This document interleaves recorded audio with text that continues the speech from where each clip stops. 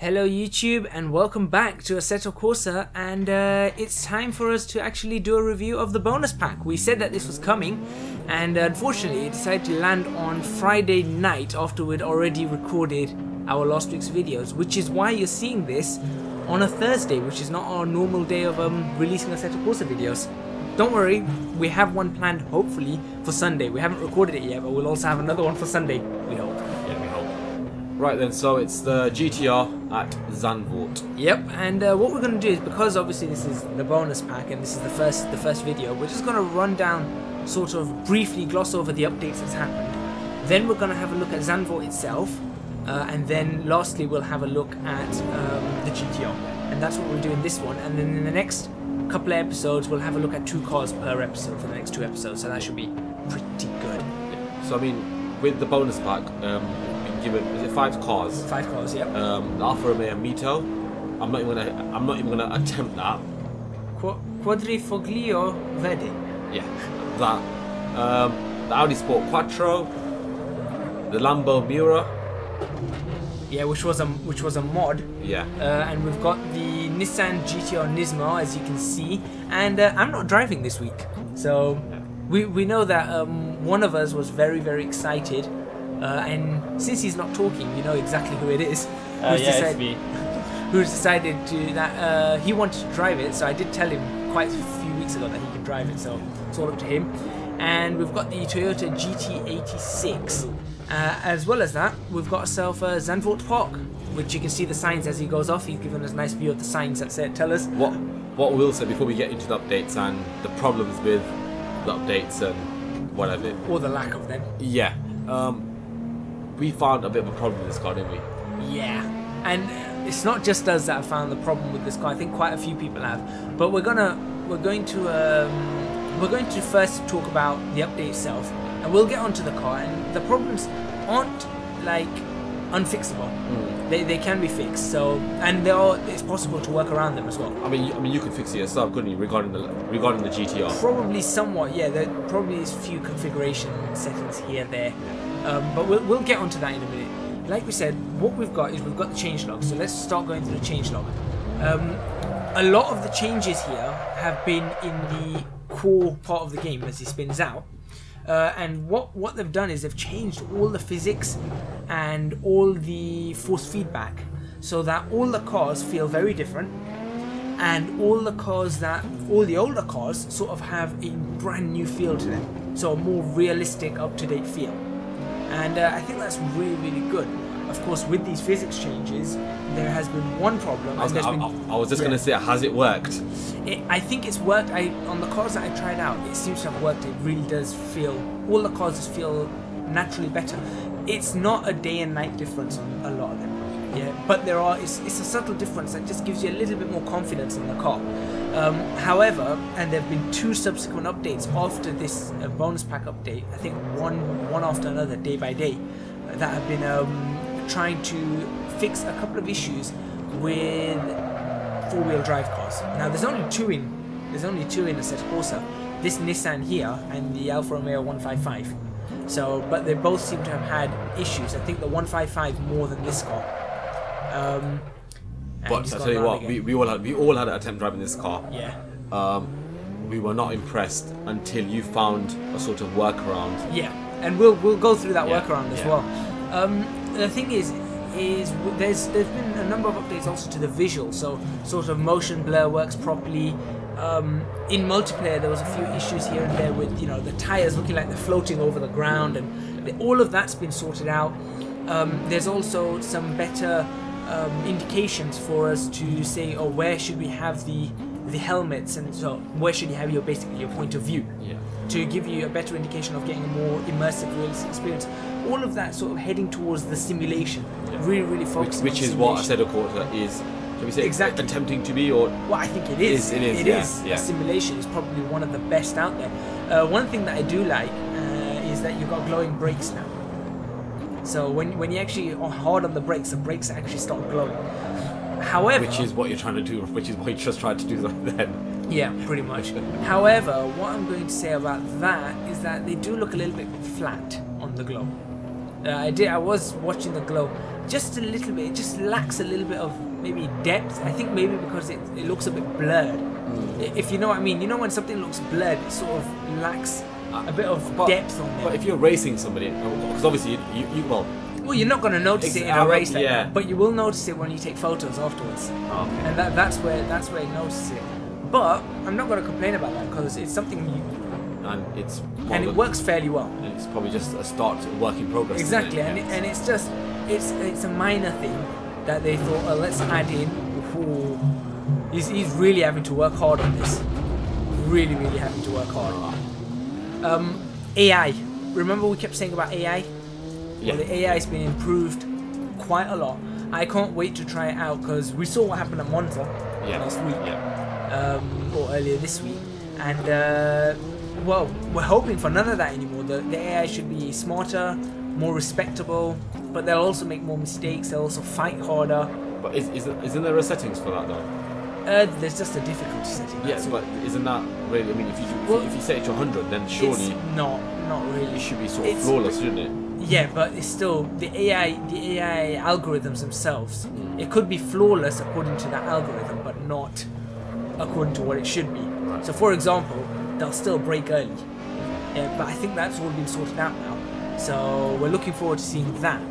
Now, we'll talk again about the GTR in a bit. I'm just basically looking through the changelog here. There's a lot. Yeah, we're just going to see if there's anything else we should pull up.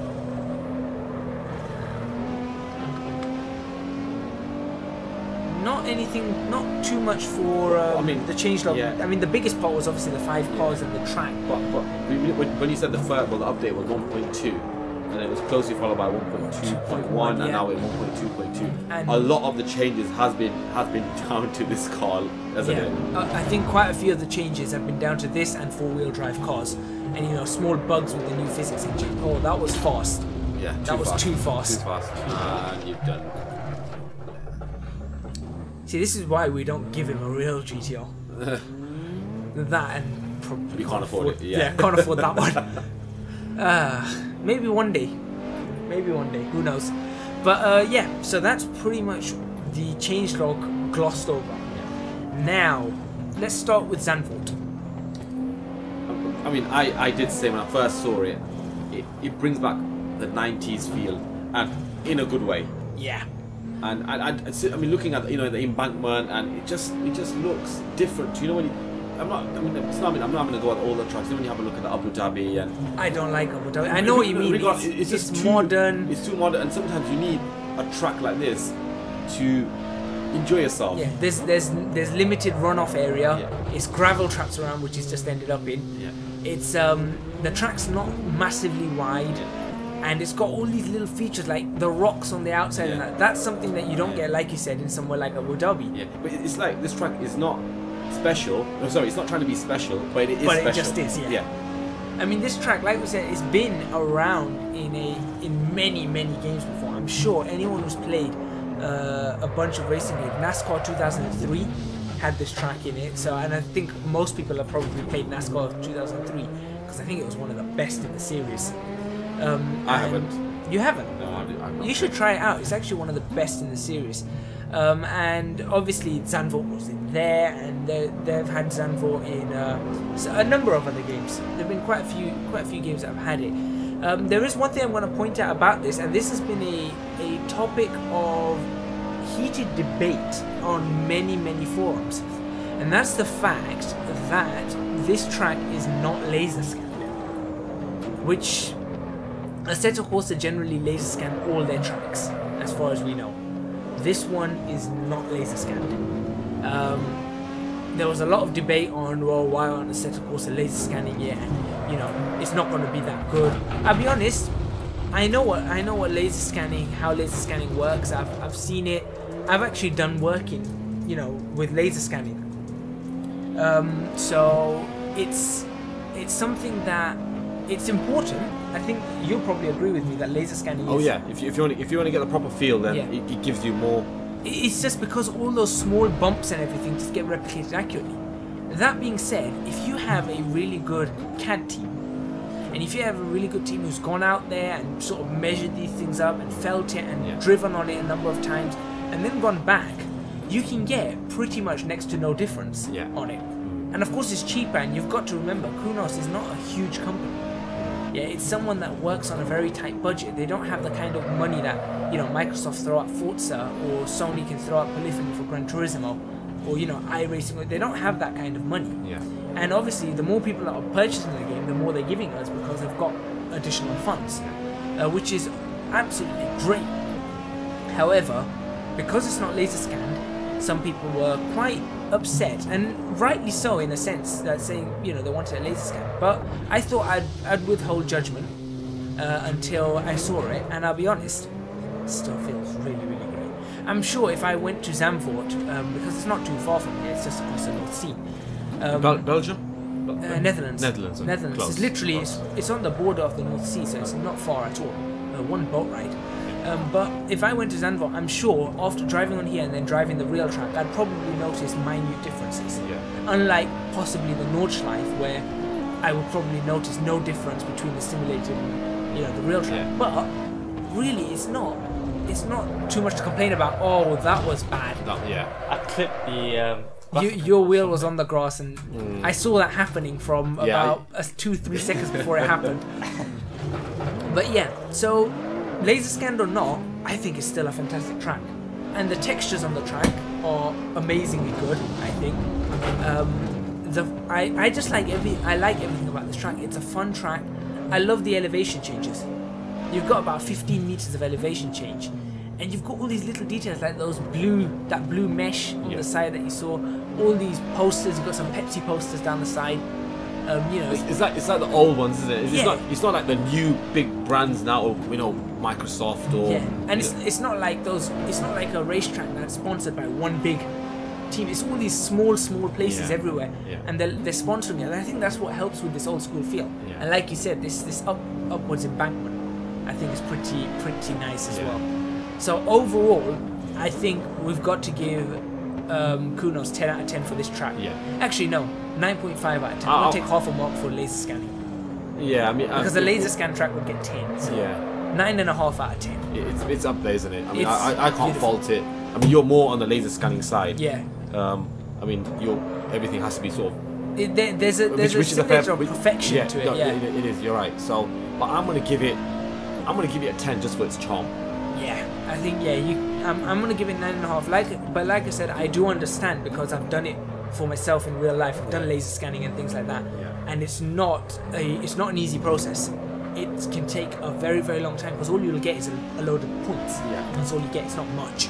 So overall, I think they've done really, really well. Now we've got 5 cars to review. This episode we're only going to review one, and that's the one that we've got driving around right now, the Nissan GTR Nismo. Now, what should we start with? Specs, like we always do? Yeah. Let's start with the specs. What do you it's like early morning and all that. Right. So it's a very weighty car. Almost 2 tons, isn't it? 1.75 tons. It's a lot heavier than I thought it'd be. I thought it'd be about 1.5. Yeah. So it's about 250 kilos heavier than I expected. 592 brake. Yep.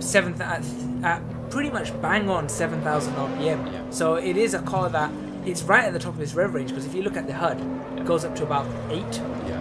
If that. So it's right at the top of its rev range, and you can see he's shifting gears pretty much just before the maximum power. And we've got 652 Newton meters of torque, and that comes in at much lower, about 3.5 to 4,000 RPM is where that comes in, and obviously that allows it to really get the power down, especially when you hold it around that area, and then you just put your foot down. The acceleration on the car is phenomenal. 0 to 62 miles an hour in what? 2.1 seconds? That's blistering. That is as fast as a Formula 1 car. That is absolutely blistering. You know, these cars, I mean, you see them on the road. I mean, not this one, but I mean, a lot. You see GTRs on the road. Yeah, that's what I'm saying. And you think, do people even realize how powerful that car is? You don't really. I mean, when you see that car, a 4-door car, or whatever, and you think this car is almost as fast as, it is as fast as, you know, the Super Ferraris and. Yeah, exactly. It's quite astounding. Now I'm gonna say something. I'm gonna put a little bit of an admittance out there. I don't like, and I have never liked, the R35 GTRs. I think we've been through this when we were talking about the GT3 version of this car. Why I don't like it, because of, you know, it's not really a driver's car in a sense.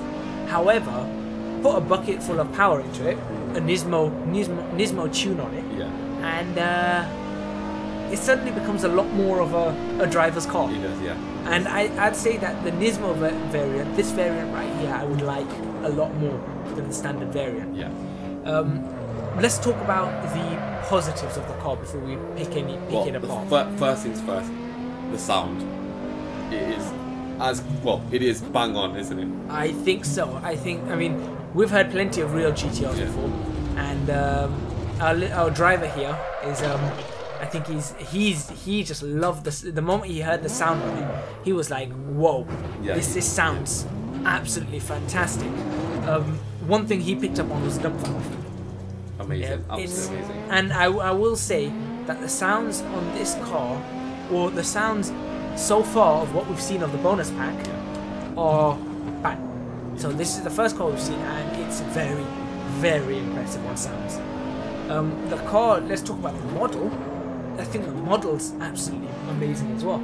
All the little details are there, even on the bonnet, the little grills on the bonnet, they're all there, it's all textured in. I love the fact that they've even got SRS airbag written on the on the bottom of the steering wheel, which you may see, or you may have seen when he was spinning out and he's completely counter-steered. I think he may show us again. No, wow, there he goes. You just get a glimpse of it.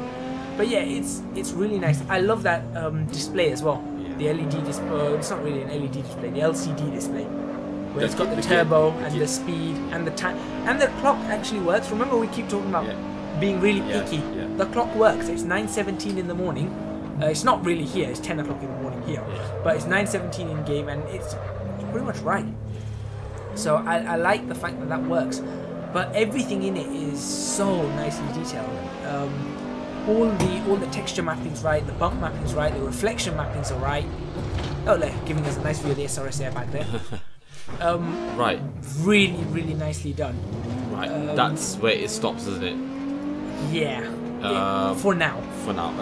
We will now start the negatives. Let's just go straight onto the negatives. There's something wrong with this car. Physics.